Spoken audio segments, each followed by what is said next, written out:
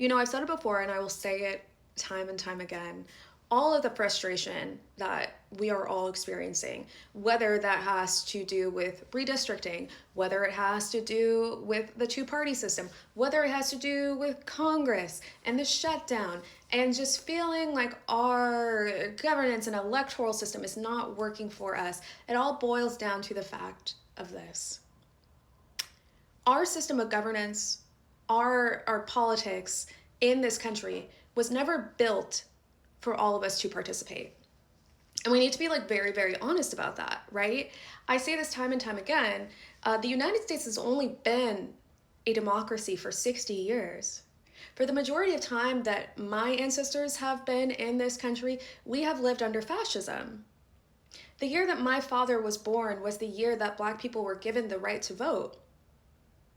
So of course we're experiencing this right now because we are trying to have a multiracial, plural democracy and butting up against a system and groups of political parties and people with influence that simply do not want a democracy.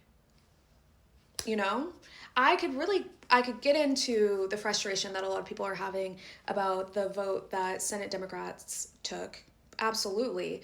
And I probably should get into it, talking about how caucuses work, like why we have a two-party system, why, caucus even matters for legislating, how this all goes back to primaries, a closed versus an open primary, how this leads into the problem of big money in politics, right?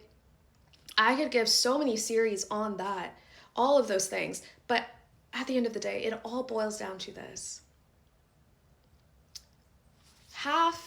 One party, right? One of two parties. Half of the options are either people who want a white nationalist, Christian nationalist, authoritarian style government, and then there's everybody else.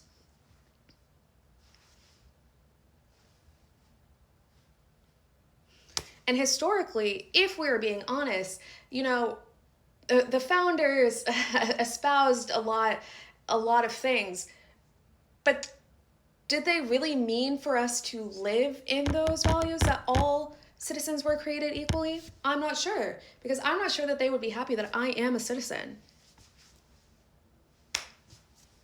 Food for thought.